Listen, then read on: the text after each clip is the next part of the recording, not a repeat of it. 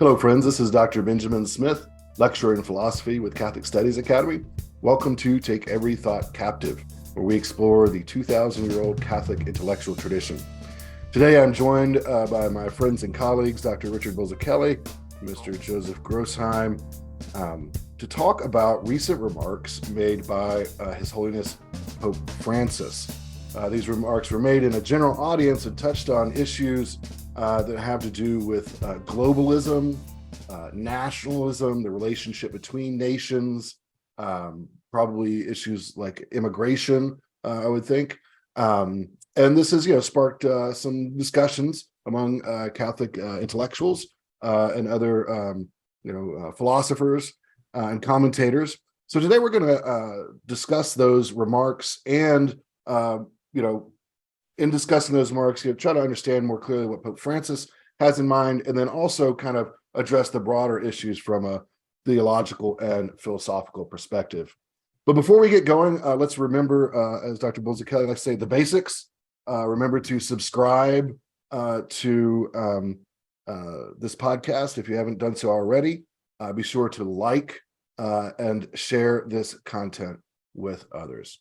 So let's go ahead and get started. Dr. Bulzacchelli, we'll start with you. What were your initial sort of reactions, responses, thoughts with respect to Pope Francis's remarks? Perhaps you should give us a little bit of the context of these remarks. Sure. So, Francis took a trip to Hungary, and while he was there, he talked about nationalist populism, right?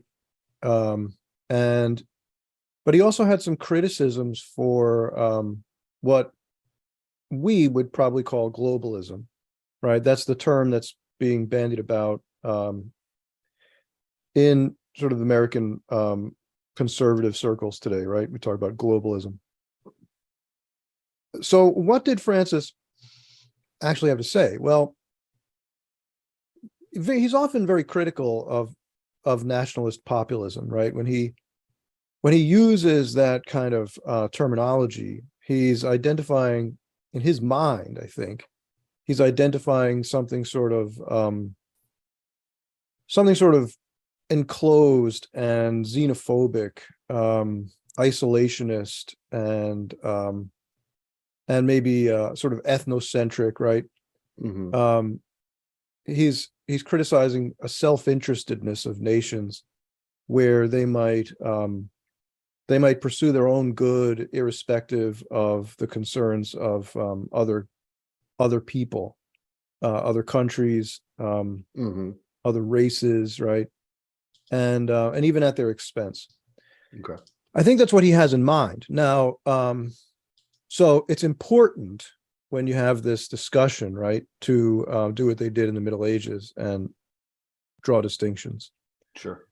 Right. So terms can be used in many ways. And I'm just saying that when I hear Francis use terminology like nationalist populism, I think that's what he means. Okay. I don't think that's how the term is used universally. And so I think sometimes we find ourselves talking about different things. So okay. when he talked about globalism, right, by contrast, he was very supportive of international treaty organizations. He seems to think those kinds of things are a good idea. He's very pro-European Union. For example, right, and I would say he's probably pro-NATO and pro, all those different United Nations, right? All those different things. I get the impression he thinks that's a great basis for international relations. But on the other hand, he was openly critical of what he called ideological colonization. And he's used that term many times. And what's interesting is that those in the United States and in parts of Europe today who would identify themselves as nationalist populists often criticize globalism for the very same reasons. They criticize those organizations for kind of homogenizing everything, Mm-hmm. And working against the concerns of individuals, right? Working Right. against the concerns of local populations, people's Mm-hmm. cultures, Right. um, Mm-hmm. and finally importing all sorts of debauchery, like pornography and gender theory and abortion, Mm-hmm. Mm-hmm. right? So all those things that American self-identifying nationalist populists and say Norwegian self-identifying nationalist populists and Italian self-identifying nationalist populists would criticize the United Nations, NATO, and those sorts of organizations for. Those are the same things Francis criticizes them for. Okay. And so what Interesting. it seems to me Okay. is we've got a very interesting we've got an interesting thing here going on, right? Mm-hmm. Um, there are points of agreement even in the middle of criticism, and one wonders, is what's being criticized, are we, but I think the first thing is to understand that we're using terminology very differently. Mm-hmm. Mm-hmm. Sure. I think that's useful. So we just sort of maybe restate the way you've seemed to set this up, which seems to me correct. Basically, Pope Francis criticizes a version of nationalist populism, um, but also certain ideological trends, certain what you might call globalist trends, Mhm. In a way that's similar to what lots of national populist people say, right? Right. So even though he's criticizing that group, I'm just going to say populist, just to keep it shorter. Populists tend to share his criticisms of the other side. Right. Now, and then you've made an important point that maybe we need to be distinguished between what Pope Francis means by nationalist populist and maybe the reality of each populist group or the populism as a whole. Yeah. That sort of thing. Perhaps the way you described it, as you were describing it, Rich, it struck me that the maybe negative version, deficient version of nationalism that he's criticizing sound a lot like egocentrism, Mhm. right? To me, like if you're like thinking contemporary ethical theory, you might call it egocentrism or something like that, but at a national sort of scale. Is that about the way you're setting this up? You see Yeah, it? I would say so. So, I guess what he has in mind is something more similar to, to sort of fascism, right? Mm-hmm. Um, Something more similar to what you would have seen in Italy or Germany during the Second World War. And I mean, I would criticize that too, you Mm-hmm. know. Mm-hmm. So sort of Um, an aggressive nationalism, maybe. yeah, right. Mm-hmm. Okay. All right. And it may not have imperialist tendencies, right? Mm-hmm. I mean, if my understanding of Hitler's agenda during the Second World War was correct, right? His idea was, yeah, I mean, German culture is just like the best. So we need more room because we just need to make lots of Germans. And we just can't afford to have these people near us who are of a different and inferior culture. So we'll just take over that land. I think that was really the motivation for his imperial, if I understand it correctly. Um, but one could imagine a fascism that doesn't sort of involve any kind of imperialist tendencies, but they're fine being isolationist, and totally self-interested. They'll do what they want to do in their own region. Mm-hmm. And I think Francis would be just as critical of that, right? I see. Right. Even if it's not aggressive toward other nations, but it would Okay. be sort of callous toward their interests. Because it's insularity or something like that, Right, or right. indifference to others. Yeah. Joe, do you want to jump in here? Do you have any initial thoughts here? Yeah, I have a few thoughts. I think it'd be helpful to try to lay out very clearly what goods and what evils we're seeing attached to national populism, or even this sort of isolationist fascism that you're talking about now, Dr. Bulzacchelli, and then what goods and what evils we want to attach to globalism, and then maybe try to identify what exactly Pope Francis is connecting with each of these. Right.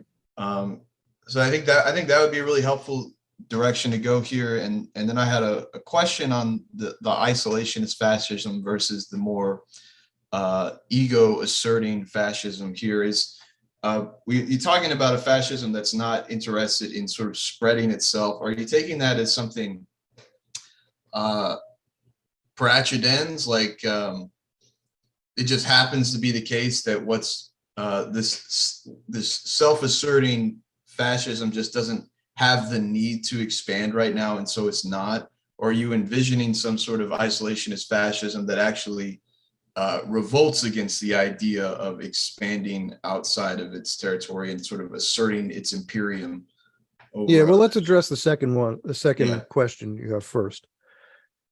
I mean, I'm hypothesizing here, right? But right. I do see sort of a distinction between what was going on with Germany, where he was going around and conquering other countries, right?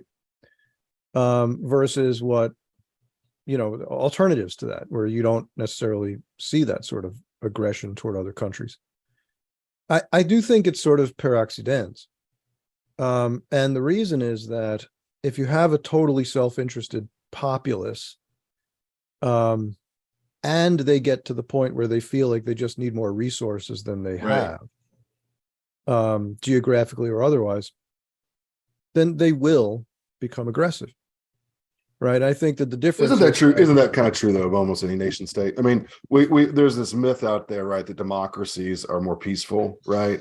And that democracies don't get into wars and things like that. But actually, like historically, empirically, that's pretty highly falsified. I think the difference might be a democracy backed into a corner would not even close to just backed in a corner, though. I mean, historically, right?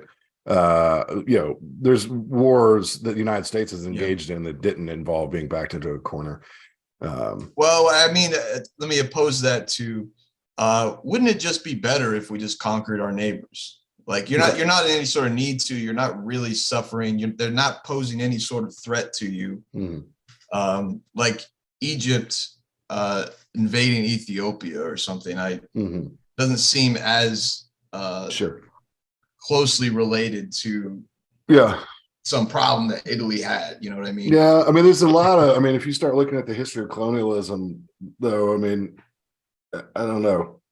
Yeah, remember, maybe they were like, "Oh, we're behind, right?" We're behind, but Francis is going to criticize those tendencies too, right? Sure. So but I'm just saying, as far as the regimes go, they might have been democratic and quite happy to invade the Philippines, massacre people there, that sort of thing, as we did.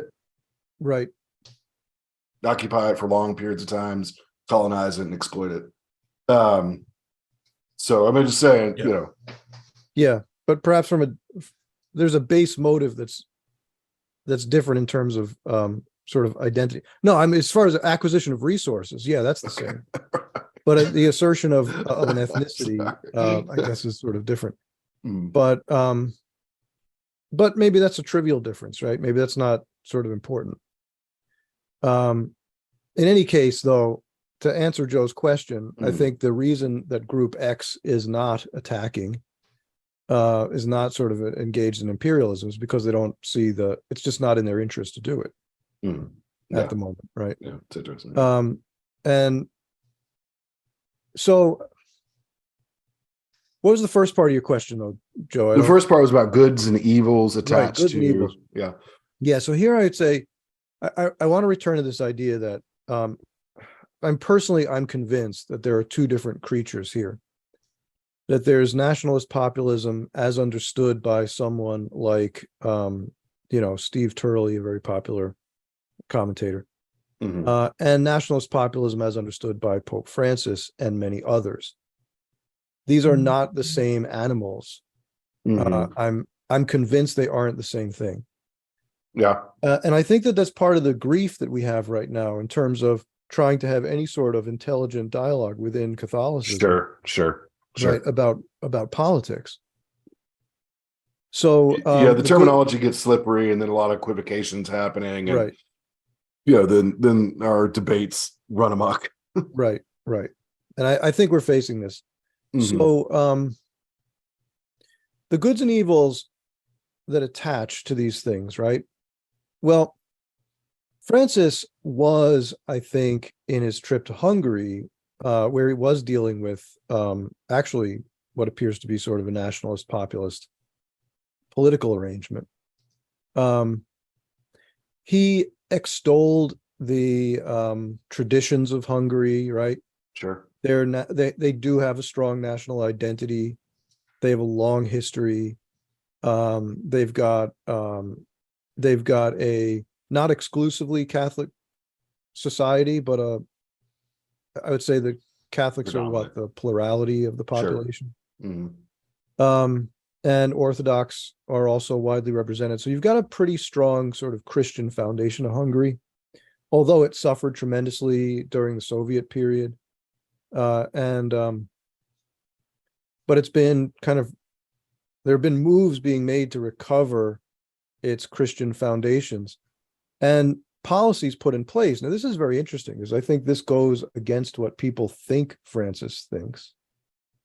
But if I understand Francis correctly, I think he thinks this is good, that they have instituted tax structures and various incentives, right, that protect the traditional family structure, that encourage the birth of children. And that would sound like good Catholic social teaching, right? What's that? That would sound like good Catholic social teaching. Well, it does, right? So, in fact, I would say that what they're doing is something similar to what people like G.K. Chesterton and Hilaire Belloc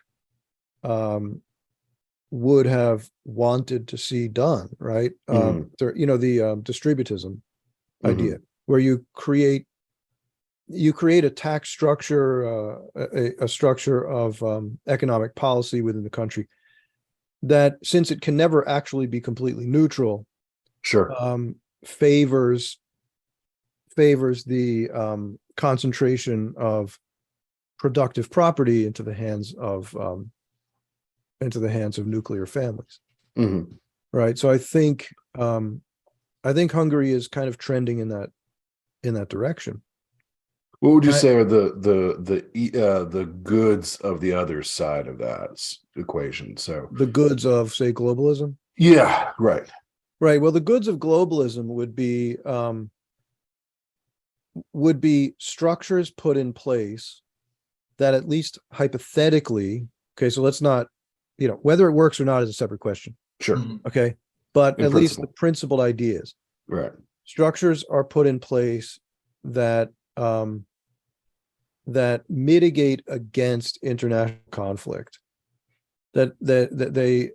You already have a structure within which conflicts between nations can be resolved, that nations can work cooperatively rather than adversarially. That, I think, is the theory. Sure. And so you've got the possibility of dealing with crises that, of their very nature, are not isolated within the boundaries of a particular country. And for Francis, right, he would include here, climate change. I mean, he's big on that. Whether or not you agree, right, that that's a crisis, he has that view. Sure. And so, that would be one example, right? So we could summarize that maybe by saying, like, peace and cooperation and combating various large-scale evils. Yes.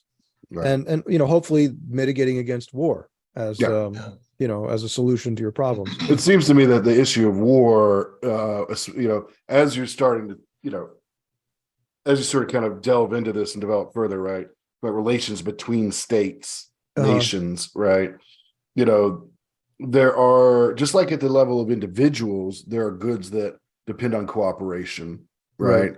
There are goods that at least are advanced or um, increased through cooperation. So you think about international trade, that can be controversial, but we'll say at least in some cases, some trade is helpful, right? Yeah. And then also peace, right? Right. Being paramount, right? When we think about nation states, almost kind of like in the way we think about individuals, right? You know, you think about at a very baseline, we want to not kill each other, Right? We want It's a good first step. It's like, you know, homicide. And so sort of at the international level, you know, avoiding war, right? Yeah. Being, again, not the height of cooperation perhaps, but a baseline there, right? So those are, I think, goods that makes good sense to me. What do you think, Joe? It sounds like we're talking about organizations like the UN and NATO as the sort of Leviathan between countries, right? To well, the minute you cast it as the a brakes on Leviathan, the war of all against all, and give. The minute you cast it as a Leviathan, you've cast it in a, you know, obviously Hobbesian negative light, which, you know, is fine. I'm not, you could defend that view, but I don't think that's the way Francis sees it. Well, I would say, Joe, you know, large scale cooperation to avoid war is not Hobbesian. Right. What's the Hobbesian solution is coercion. Right. It sounds like the preface, though, is sort of Hobbesian, that without such organizations, we tend towards conflict, that we have sort of disposition that requires a solution, namely international organization. Not just two countries making a deal, but that there's got to be some maybe global organization to which they all belong. Well, let's remember that from a Catholic perspective, and this is an important point, you asked about the goods of such things. From a Catholic perspective, there's one universal king, and that is Jesus Christ, right? And so the ideal thing is for all of humanity ultimately to be hierarchically ordered toward that universal king. And that would tend to mean, at least, no, how do I put this? One possible hypothesis here, right, is that robust international organization is a way of facilitating the lordship of Jesus Christ, right? Of making that sort of happen in the way we've structured government in the world. So like Christendom, the Holy Roman Empire. Yeah. Right. Now, Benedict XVI actually wrote an encyclical. I forgot what the encyclical was. He only wrote a few encyclicals, right? But one of them was it's not really going to be remembered historically. It's not, but it was about this issue. And I think it won't be remembered historically because, again, it focuses on one hypothesis about how the universal lordship of Jesus Christ interacts with international organization. And you can't sort of dogmatize that. But it's a hypothesis that could be articulated, defended. Do we need robust treaty organizations? What encyclical are you talking about, Rich? You never said. Yeah, I said I don't remember the name of it. I can look it up here. But the we remember Deus Caritas Est, and Spe Salvi. It was the one on politics. Right, I remember what you remember that? Like nobody really read it, but I read it. No, I read it too, but it was like no one talks about it. You never. I know exactly what you're talking about, but I can't for some reason. It's right at the tip of my tongue. But I can't say it, but it is. So I think this is good. If I remember correctly, Joe, didn't you say that the metaphor he uses is something like bridges and roots? Yeah, in his general audience, I believe this is at Budapest, he presents us with two images. So the first is one of roots, and the second is one of bridges. And in his discussion about roots, he talks a lot about the Catholic culture that is strong in Hungary, that's who they are, right? Mhm. Or that's who he at least wants them to be, the strong Catholic country. But he's trying to balance that with this other image of bridges where, I mean, it's a little, I'm not sure exactly what he means. Bridges for tomorrow, he says. He wants, of course, there to be some interaction between the Right. Catholic culture in Hungary and what's around it, presumably in such a way that does not vitiate the Catholic culture that's in Hungary. Right. And in that discussion, he's concerned about things like the sustainable future of, in an ecological sense, right? And things like that. So he's clearly seen value to having an identity, especially a Catholic identity, at least. I think maybe almost surely he'd be critical of other identities which are, evil. And then he wants there to be international cooperation. And again, I presume that it's in such a way that doesn't destroy this national identity. The rootedness. Yeah. Seems like he's affirming both as good, right? Right. And desirable. But the thing is that since it's two separate ends here, they're not ordered necessarily to one another. At least they're not having bridges into other countries and engaging other cultures.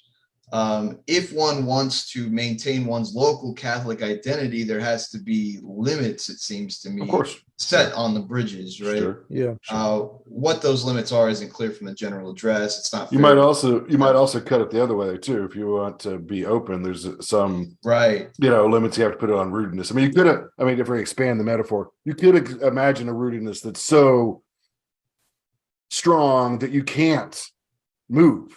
Right. Literally, at all. Right. To sort of engage with others or something like that.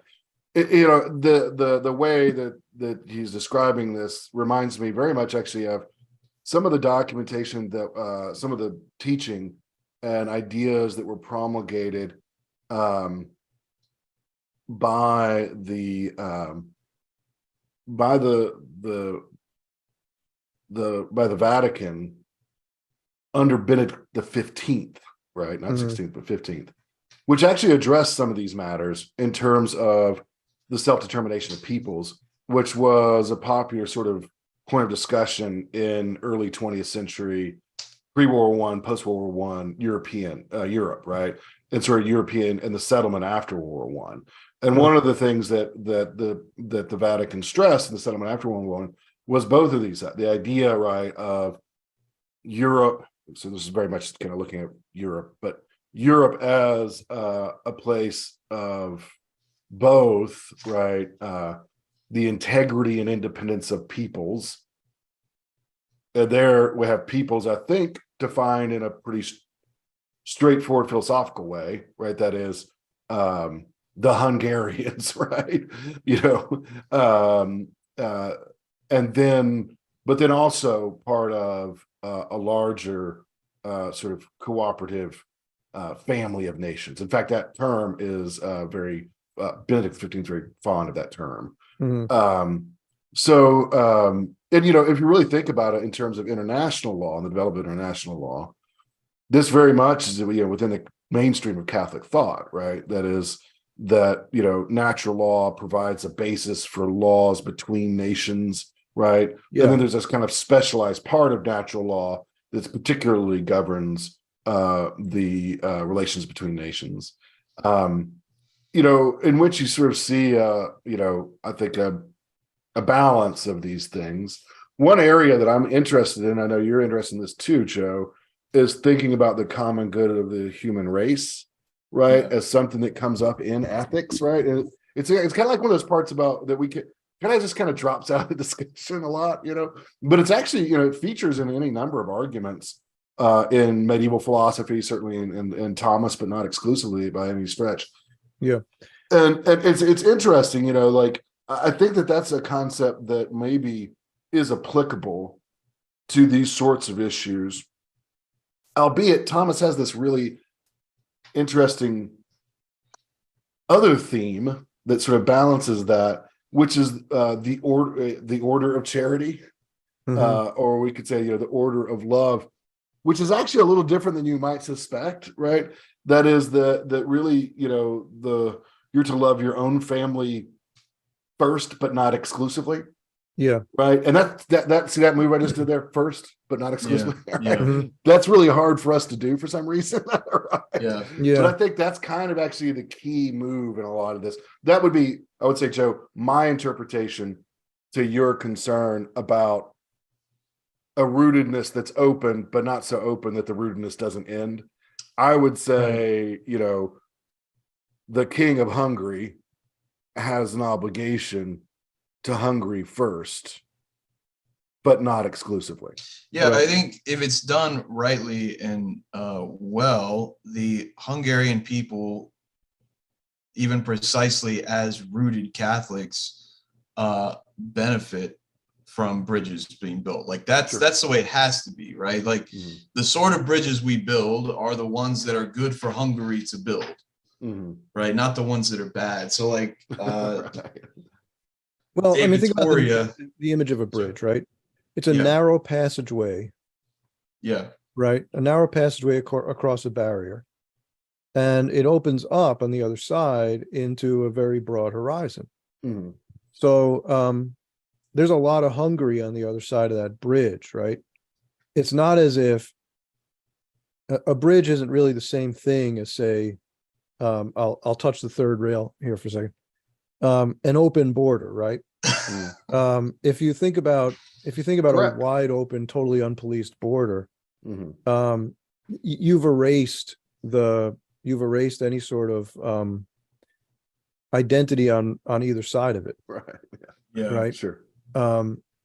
So yeah, the image of a bridge is actually a pretty good one. And I think, so I think this idea of, how can I put it? Well, what, Ben, when you were talking about the way people thought in the Middle Ages and what was of concern to Benedict XV, yeah, I would say that much of that does resemble what I think Francis is actually saying. Okay. I'm hesitant to say that I know that's what he's thinking because, I don't find that he uses words very consistently all the time, right? So I'm sort of left to guess at his definitions, but I do, when I try to put the pieces together from the various things that he said, I do think that that's what he's concerned about. Sure. Well, and maybe even prescinding from exactly, Francis here, Francis is, obviously, participating in a larger sort of tradition and conversation, and leading that conversation, of course, in a lot of ways. That certainly is that sort of interpretation of family of nations, so forth, is kind of a mainstream part of the mainstream Catholic tradition and thinking about, right, this sort of thing, right? Yeah. Where you have both the reality of independent nations, right, but also a larger sort of cooperation under natural law / international Yeah, I law, want to, right? let's think about this natural law thing, because I think this is an area where lots of people in the liberal tradition maybe don't have a great way to understand this. I'm not saying that natural law is intrinsically antithetical to the liberal tradition, but if you look at sort of American conservatives, you sometimes think that they have an idea that laws stop at national boundaries, and right, and there's nothing but force and pressure that holds one nation accountable to others.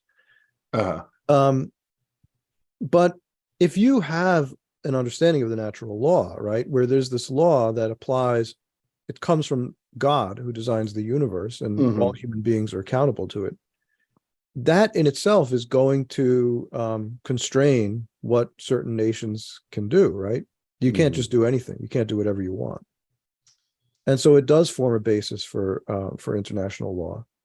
What do you I'm mean thinking that, constrain exactly? Because it seems to me that yeah, the natural law suggests that there's an inclination that these different nations have towards certain goods that they will agree on, but the constraint is really that when they break the natural law and say aggressively invade and enslave their neighbor, force and just war is the way in which that nation is put into no, I check. mean Right? morally The containment constrained. does seem to fall back towards force. Yeah, no, I'm saying it constrains morally. Okay. You have the idea that there are certain courses of action that you ought not to take, not just because of the consequences that will come to you when someone wages war against you, right? But you just know It's not good for don't you think. to do that evil thing, which is unjust to your neighboring. Yeah, country. you just don't do those things. Right. Albeit, I do want to say, Joe, that using natural law and violations of the natural law to, or that part of the natural law that applies to international relations, right, as a basis for military intervention seems to me to also be consistent. I mean, I think what Rich is saying is what's more important, but just like we would say, within the polis, it's better for the man to obey the law because he sees it as good. But that said, we still going to have police, right? Right. Yeah, I just wanted to understand what we meant by constraints. So, Gotcha. Right. Yeah. I mean, with evil nations, I'd say it's kind of like with the evil man, right? Like, yeah, it might be the case with the evil nation that the moral constraint's not sufficient, right? And Right. that's why we have militaries, unfortunately. Right. Exactly. Sort of. But then those who wage war under those circumstances can know that they do so justly. Correct. Right. Yeah. I think that's important. So, if you were going to say something earlier, Joe, about David Toria. So this actually, yeah, to the point on natural law and the natural human good and international relationships, and to the bridges point, right? The bridges are really interesting because they, first of all, highlight that there is a boundary which distinguishes what is on one side and what's on the other, but it allows for intermingling between the two sides. The intermingling, as I said before, is one of the things that we would, I think, need to define what the limit is, lest you lose the rootedness of your own identity, and especially your own Catholic identity. So David Toria, he talks about the universal right, though he qualifies it, all right? So he talks about the universal right to travel, trade, and sojourn in foreign lands. And the context is actually that, first he talks about it among Europeans, but he's interested, or the question of the day is whether the Spaniards can then can sort of enter into the territory of Native Americans. And he wants to defend the right of the Spaniard to travel, trade, and sojourn in Native American territories and lands which they really own, that he argues. But he always qualifies this. You travel, trade, and sojourn when it does no harm. So the harm, I think, is what we want to try to articulate there. Sure. When we are building bridges, I think it is possible to build too many or to build the wrong ones. Sure. Right. Or to allow the wrong person to cross that bridge. Exactly. Yeah. Sure. Yeah. I mean, that happens. I mean, if I, obviously you could, let a criminal, into your country, something of that nature. And, that would obviously be harmful, international drug cartels, all that sort of thing, there you would want to, of course, curb it, but also maybe even a little bit more, or maybe not as obvious, right? Would also be, say, this is an analogy, but the unwanted overlong gist. So let's take this as an analogy here.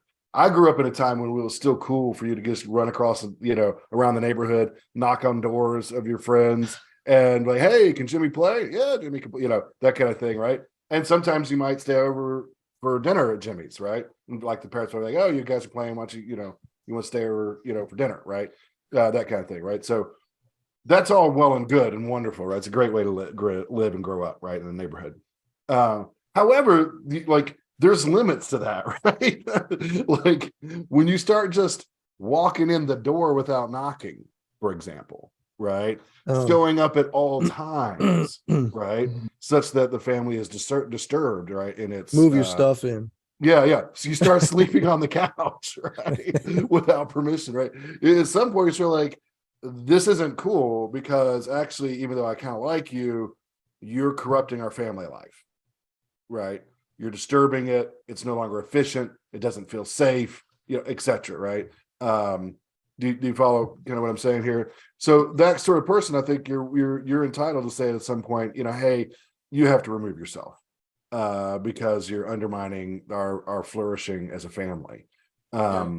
And I think you could probably say something similar, right, about maybe less obvious examples than just say criminals. Yeah, that concern has to be balanced with David Toria's argument, which is very Thomistic, that the innocent man is he's a principal part of the common good, and so the sort of default is that another good man has crossed the border. That's good, right? He's going to contribute in some way, build the community, unless there's something wrong. Yeah, I think though you have to. I mean, yes, but no. I mean, in the concrete, right? You can't just assume that it's a good. Because you might not have a job for him. You might not have, a place for unless him. There's something wrong. Right. So there's the limitation of material which impinges quite a bit. I'm just saying that, you can't really presume, I think, in the other direction. That's why we have the right to control our doors and to control our borders, right? Well, but for a country, I would argue that if you're actually in a position where material resources are so limited that immigration has to be totally shut down. There's not enough food for the people here, right? Just regulated. Well, what I mean is something's gone deeply wrong if the concern is over material resources present in the community. It doesn't have to be deeply wrong. I mean, if somebody comes in the country and we don't know they're here, that that affects the economy. Right, affects distribution of goods, affects inflation. It affects also labor supply, etc. So it makes it difficult to manage your own economy. I don't think we're talking about clandestine people. Okay, so that's why I said regulate, right? So this allows then the prince, right, to say, right now, labor markets are really flabby, wages are falling, etc. We just can't, it's just not going to be beneficial to the common good of the state to, increase the supply of labor at this time. So even though you're a nice guy and we love you, right, we're just not going to let you in today. Yeah. So I think that, in much of Catholic discourse today, when we have these discussions, we're kind of remembering that part of David Toria's view, where the good man contributes to the common good by nature, right? And people have a right to sojourn in other countries. But we forget about that other part unless there's something wrong, right? We forget about the limitations that have to be imposed. So we're taking half the equation, right? Not the other half. So, the presumption is made that nothing's wrong. The presumption is made that there's plenty on the other side of the border, right? There's always enough resources, always enough housing, always enough jobs. And that just isn't actually true. Right. Yeah. I mean, ideally, I do think that something has gone wrong if your labor market or your economy is so poor that you really do have to shut down all international. It doesn't have to be so poor. I mean, I just disagree with you on the economics of it, I think, Joe. But to support a family wage, to support to have an economy in which you have a robust living wage, doesn't mean that it requires careful management, just like your household economy of course requires it does. careful management. And it's not something that's gone drastically wrong. It just means that you have to, say no to some things. I don't have to be broke to say, oh, I'm not going to take a trip to Europe. Just taking a trip to Europe is just not in the budget. So you're viewing the good immigrant as a luxury that the state can take on when it's doing really well. I say it could take on when it's doing well enough, whatever. But the first duty of the prince is to the common good of his state. Well, I would just complicate a little bit and suggest that the immigrant sometimes has something to contribute that could even bolster the economy, right? And that has to be taken into consideration. They're not always a cost. That's true. Right? They can be a cost, and certain immigrants are just a cost. But many of them could be exactly what you need at a certain time. They could be, all of which goes to. Right. It's the job of the prince to decide. Right. Yeah. And decide for the sake of the common good of his own polis. Now that said, I do think obviously there are times where, and this would kind of push on the side of, well, is it really good for Hungary, right? Right. I do think that it might be morally good, right, in some cases, albeit not good in other ways, right? So we can think about, sacrificing some bona mutile, right, for the sake of taking in those who have no other means, right? The true refugee, right, kind of situation, right? In which case it's morally good for your country. Obviously, you wouldn't want to bankrupt your country by taking in refugees. That would be another thing. But you might go out of your way to take in refugees who have no discernible skills, no discernible education level, etc., as countries do sometimes, right? And it's good for them to do so because it's good, it goes to their justice and so forth. But obviously, even there would still be limits. You might join in a war that punishes a wicked doer. Albeit, that's going to come with cost, right? But it might be morally good. But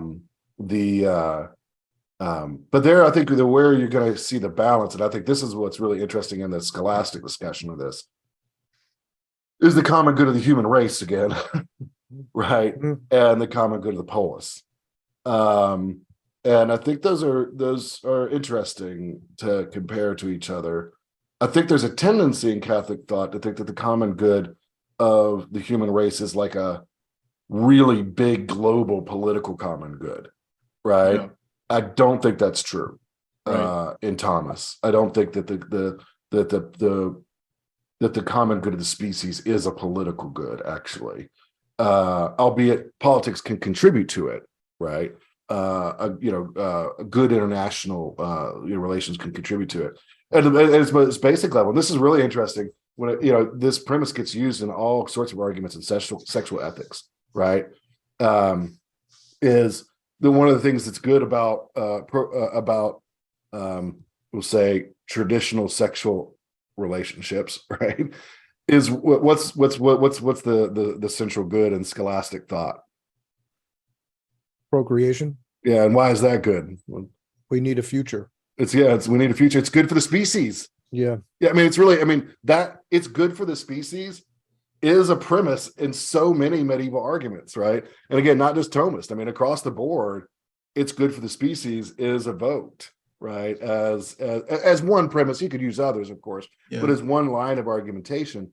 And I think about this when we think about, let's say I was the prince and the only way to save my country was to destroy the human race. Well, there I might, say there's something bigger. But anyways, the point being that does play a role there that's the baseline good of the species, right? Is the perpetuation of the species. But anyways, there's a few really good things there I'd like to touch on. You made an offhand remark at the beginning, which I thought was really significant, about the lack of skills that the immigrant might have. And I think that's actually a problem that's at least exacerbated, if not unique, to the modern world, and especially modern developed countries, where low skill labor is just not as important. And you would have low skill labor would have been almost intrinsically valuable up until the age of machines. Labor intensive agriculture, sure. Right. Yep. So that it has changed some since David Toria. There's more to consider. But then in terms of the relationship between the individual good, the political common good, and this good of the species, I think I agree with you. I'm thinking like what's good for the part of the community to be willing to sacrifice itself for the good of the whole. But I think it'd be disordered for like a country to sacrifice itself for the good of the whole. And the reason, this may seem counterintuitive, because you may think like, oh, well, the good of the species is just a better good. But I'm wondering if the good of the human species isn't precisely realized in various states, right? I think it's not something that exists out in the ether, right? But that it's found and possessed precisely in political integration. So this goes to Benedict XV's social thought, right? Where he talks about this. Now, I don't pretend to have, by the way, Joe, this whole good of the species thing worked out at all fully, right? This is stuff I'm thinking about. But he says exactly that. And the parallel is the parts of the political community, right? That is that the political community doesn't subsume parenting, right? It doesn't subsume like gardening. It's actually for the political common good that these parts function in themselves, right? Similarly, I think it's for the common good of the species to have many different nations, right? Different nations, yeah, and for those nations to be the concrete place where the virtuous life is played out. One element of this earlier kind of political international thought is the idea that it's actually good that there's a plurality of cultures and nations, right? Along the lines of the sort of the goodness of God is made manifest in the plurality, right, of goods in the universe, right? Even, but albeit, why don't just create man because man's the greatest thing? Well, it's because it's all things considered. It's better to also have, cedar trees and dolphins and badgers, right? That makes the world. It's actually a greater manifestation than just a human, right? Albeit human is the highest manifestation. Does that make sense? It does. I'm wondering are you arguing that every culture is good? And let me explain. Like, I don't think that's a valid inference. Go ahead. Okay. I want to get it. I'm trying to get him to make a commitment here. So there's certainly value to certain diversity of cultures because they're going to be better situated to certain geographical and political contexts, right? It doesn't make a lot of sense to take a tribe from the tropics and drop them in the desert and expect them to thrive without undergoing serious alterations, right? But there's also like Aztec culture was pretty awful, right? And well, I don't know. How do you want to deal with that? I would just sort of just as I would thinking about individual men and individual lives. Or is a way that's similar. There's a wide spectrum that's legitimate, and diverse, right? Yeah. So you can be a good carpenter. You can be a good intellectual. There's probably good Yankees. There you can be a good Southerner, right? All those sorts of things. They're are all, you could be good in many different ways, right? Yeah. Obviously there's limits to that, right? So one of those ways is not being a good thief, right? Right. Because being a thief and being good are not, So culture is measured by natural law. Ultimately, yes, of course. Yeah. Right. I think there's where you run into. So I'm very fond of thinking about the historical concreteness of these things, right? And I think that's a part that sometimes gets neglected in contemporary natural law discussions because there's such a desire to sort of because oftentimes people are attracted to natural law discussion, myself included, right? Because we want some universal objective standard, right? And there is a universal objective standard, I would say, right? But I also always want to, sort of, it's mediated, right, to a concrete situation. And I think that mediation actually is very important for a whole variety of reasons. But then you always have to click back to, but there is still a universal standard, right? And so, albeit, I would say a good subject of the French king will do things that are quite distinct than a good 21st century American, right? Their lives and their thoughts about politics and so forth are going to be quite different, but hopefully still both good. Rich, did you want to jump in there with some? I said a lot there. Sorry. Well, so I'm thinking, returning to this idea of the good and the goods and the evils, right, of these different poles, right? Mm-hmm. We talk about human trafficking, right, as a major problem, Mm-hmm. And it is. And two things come to mind, right? On the one hand, if you do have some robust international law, then you have a way of policing human trafficking before you actually cross the border into somebody's country. Mm-hmm. And that's a good, that's a good thing, right? To be able to do that. Mm-hmm. On the other hand, if you erase your borders, right? If there aren't bridges, but just wide open borders, then you've undermined any capacity to deal with that. In fact, you encourage human trafficking and all sorts of other. Yeah, that's a good point. Yeah, because concretely, right, nation states are going to be the ones who are the most effective, right, at actually policing these matters. Yeah. Right? Not always, but at least for the most part, right. It does seem to require some sort of international agreement, right? Like, sure.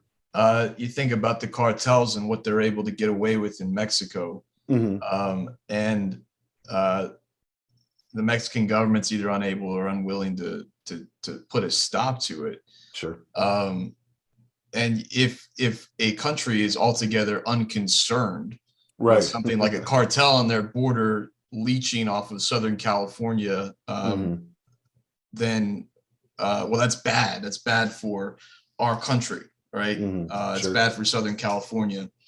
So it does seem to require it. But something that's been lingering on my mind here is when we enter into these international treaty organizations, we find ourselves in the sort of problems of political typology.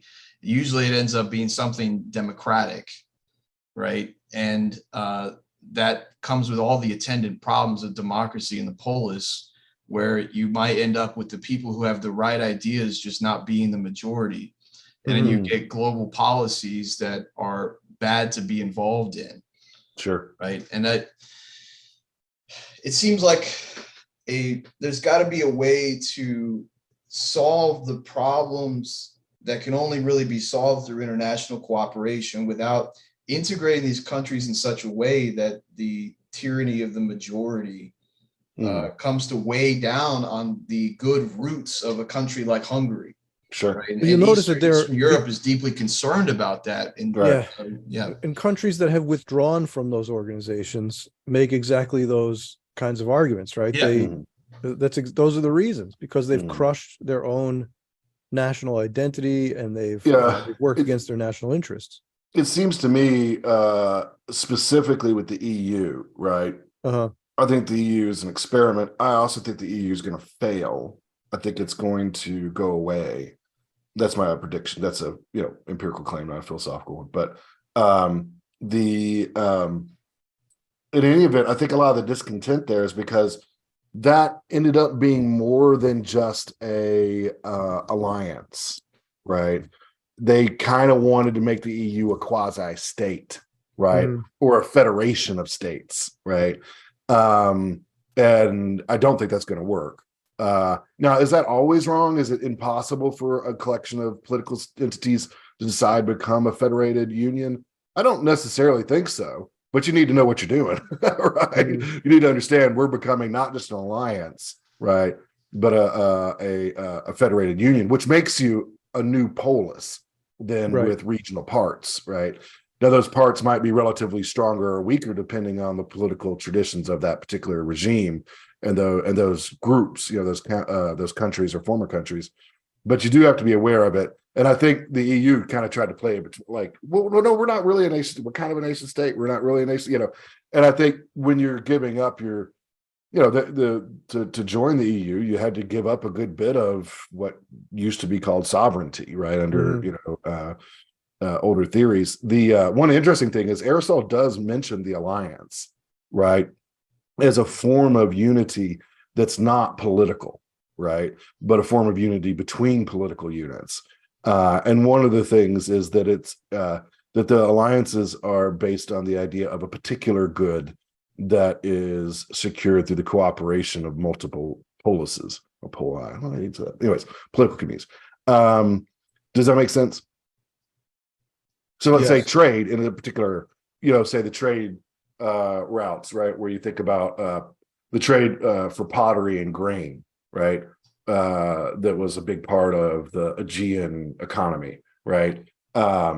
The that's an alliance structure for a particular good, right? That doesn't mean that the people up around the Black Sea area, right, and all that were becoming a polis with the Athenians, right? But there was a particular good, namely pottery, that they wanted to exchange for the particular good of wheat. So what's So the let's difference? Sorry, go ahead. well, do you have something to say about this in response to this? Well, I was particular- going to ask what the clear difference is then between European Union nations coming together and forming some sort of legislation. See, I think when you start legislating for laws that impinge on France and the Netherlands and Hungary, then you're doing something that begins to undermine their political independence, right? So Athens and its trading partners in the Black Sea, right, didn't do anything that legislated with respect to domestic politics. So it would have to be some sort of agreement which it doesn't bind behavior Internally, but What's only that? internally and only on a particular matter. I mean, you think about most international treaties; they don't cover everything, Right. right? They cover specific, use of a particular waterway or something. or something like Right. that. Right. Which what were you gonna say? So, when we talk about questions like immigration, which is related to this idea, we usually consider it from the perspective of the receiving nations. And I guess I think that part of the equation here that we don't sufficiently address is the sending nations, right? If you want to put it that way. Where are the people coming from and why? Mm-hmm. And it seems to me that you have different problems, right? There are different issues here, and the natural law as a basis for international law has something to do with this, right? Mm-hmm. So let's say that you have a natural disaster, and people have to flee where they live because of that. Now the home nation has become uninhabitable for a huge number of people, and there aren't sufficient resources to support them, so they have nothing to do but leave. Well, that does seem to me to be a problem that kind of impinges in one way or another upon other countries. Now, what solution exactly is there? I don't know, but should we at least open our eyes and say, okay, people are fleeing because they're starving to death, because they're homeless, they have no place to go. I guess the analogy would be like the corruption of one of your neighbors, right? If someone's house burned down, it might occur to me that I should consider whether I have room in my house to let them sleep or something, right? Sure. You also might think though, like say what I had in mind was something like, say, one of your neighbors becomes a drug addict, right? and begins to have lots of other drug addicts over to his house and parties at night, and attracts a criminal element into your neighborhood because of his drug addiction. You right? see now but that's a different issue. That's Okay. There's the other thing I wanted to say was the corruption factor, right? So Okay. a natural disaster, that's no one's fault. Okay. Okay. And I think that's kind of an important thing to consider.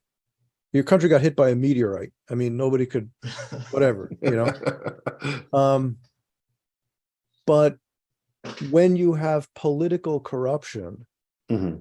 and that's the reason that Mhm. that's the reason that your country is uninhabitable, right? It's no place for someone to live. That's a different issue. Now, as far as the individual fleeing is concerned, it may be the same situation for him at a concrete level. But as far as what the proper response is from other nations, it seems to me that there's something different going on.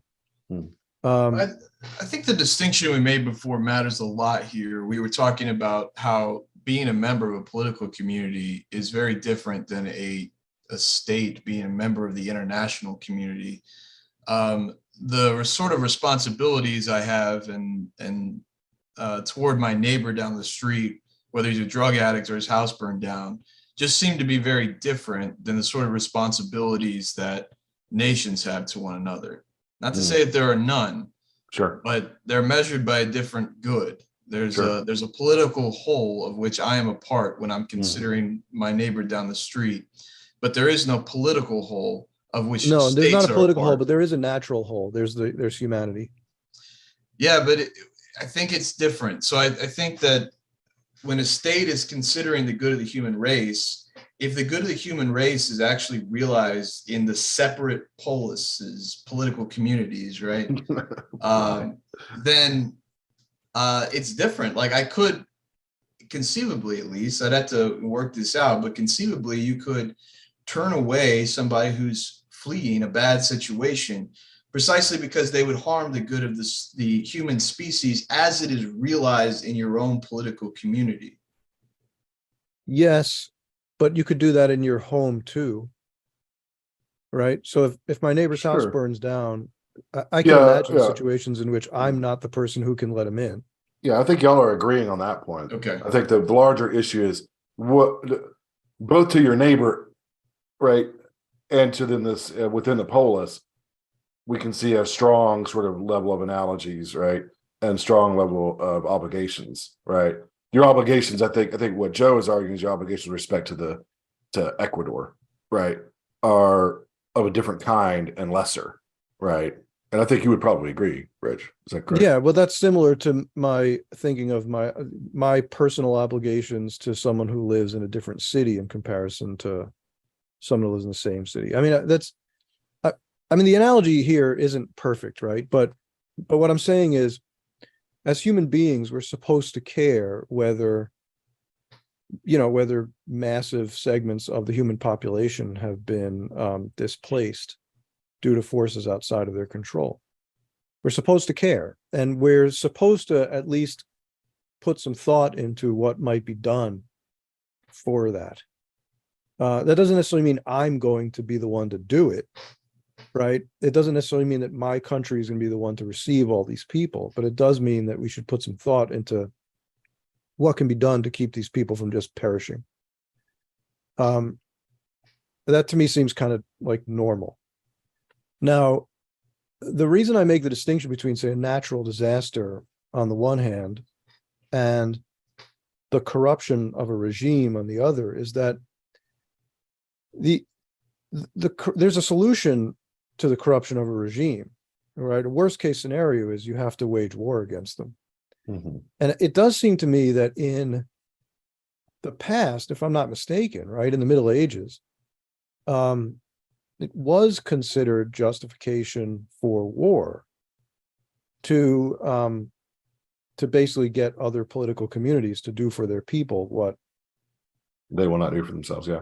Yeah. I mean, if you look, I mean, there are various obviously interpretations of this just war, theory. That is a broader interpretation, right? And there, the emphasis is on both is on the human good of, is on the common good of the species, right? Also, war as punishment, which we don't actually think about too often, but that's actually a big part of the literature, right? Is that the prince is a punisher when he wages a just war, right? I used to really hate this idea, to be honest, right? Because I'm kind of an anti-interventionist in a lot of ways. But I think the theoretical basis for interventionism is there. Now, that's a different question from whether it's wise, right? Or prudent in this or that situation. But I think there is a theoretical basis for interventionism. And when you throw it into, okay, well, humanitarian intervention, that sounds different than, just war. I mean, but maybe a rhetorical difference. But, in fact, what you're doing is waging war on an evil prince, right? I think when it comes to interventionism or even just international assistance, I think we need to be able to anchor this decision back in perhaps the good of the human species, but as realized in my particular state. Like it's the United States benefits greatly because Canada is not like a threat, right? They could be better, but they're productive and peaceful. Right, which is about all you could really ask for in a neighbor.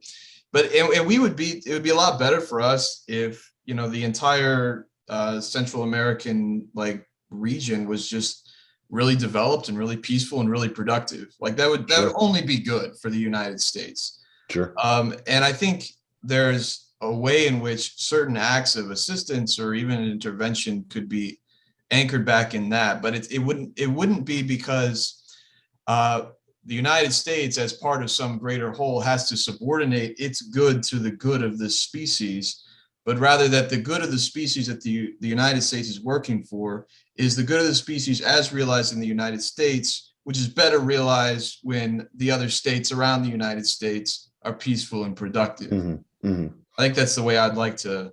Yeah. I think that's consistent with the way you think about ethics, Joe. Yeah.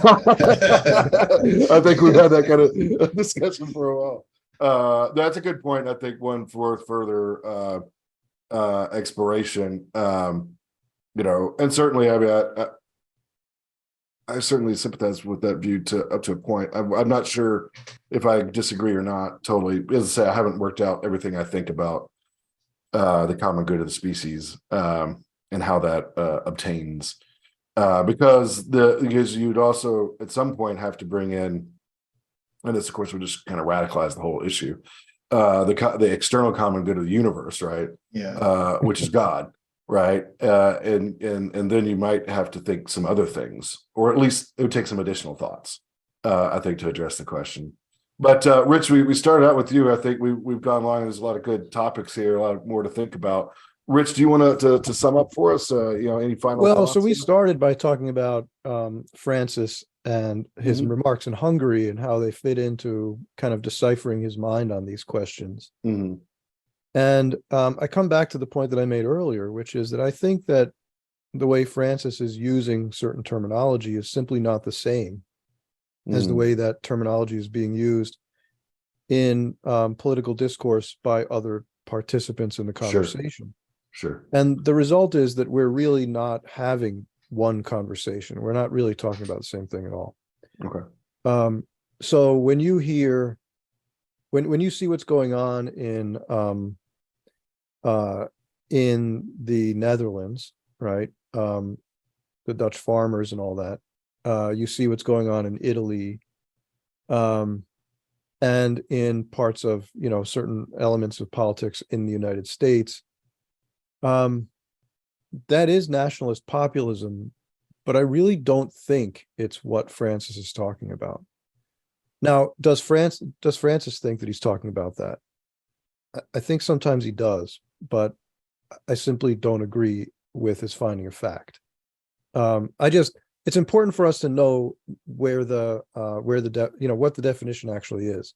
If you hear what he is saying, what his actual criticisms are, then you ask yourself, well, does that align with what these people are saying about their own views? that you have to listen to what they say about their own views, right? And do you Sure. believe they're telling the truth or not? Sure. And as far as the globalism issue goes, so I think we could also take away that Francis does not hold a view that is completely uncritical of international treaty organizations. He definitely has criticisms of them. And those criticisms, very interestingly, do align with the criticisms of many nationalist populists. Yeah, that's good. That's helpful, Rich. Well, thank both of you I appreciate both of you participating in the conversation. Obviously, this is something that's we've got a lot of things attached to it. There's a lot of intricacies to these discussions. I know thinking about international relationships in terms of natural law and kind of the Thomist, tradition, something I'm very interested in. I know Joe is as well. I know, Joe, you're going to be doing, I think, some work on this in your dissertation. Work on this. That's right. That's awesome. Obviously, it's an area for development. So, but anyways, yeah. So, both thank you for a great conversation, guys. Thank you to all of our listeners for hanging in there with us. If you've listened all the way to the end, please remember to hit that like button, share our content with others. Until next time, God bless.